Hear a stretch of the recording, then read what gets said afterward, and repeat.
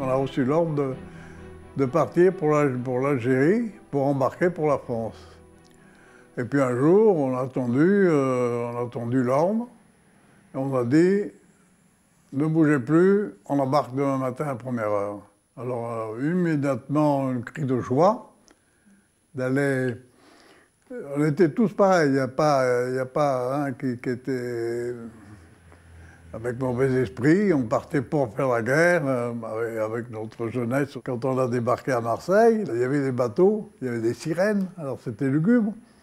En pleine tempête, les sirènes, nous on montait, on descendait. On a dit, notre mission commence un peu là. Voilà. Philippe Viard est tout jeune homme lorsqu'il est mobilisé en octobre 1943 à Marrakech. Débarqué à Marseille le 30 septembre 1944 au sein du 2e groupement d'artillerie aérienne, il participe à la libération de la France jusqu'à la fin de la guerre.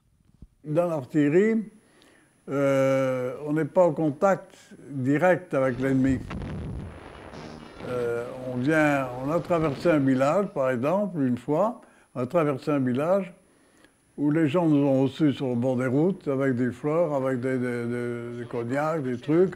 Ils disent, mais ce matin, il y avait encore les Allemands, vous êtes les premiers Français que nous voyons. Là aussi, c'est cocorico. On est allé voir des paysans qui étaient pas loin dans les champs, puisqu'il fallait bien s'occuper. Et puis alors, on a une famille très, très gentille qui nous a bien reçus.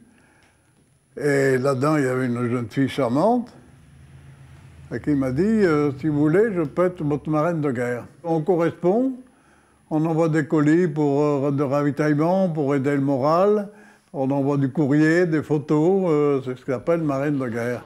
Le 15 novembre 1944, Philippe Viard fête ses 20 ans sur le front au son des canons. Un anniversaire inoubliable inscrit dans le journal de route de sa batterie.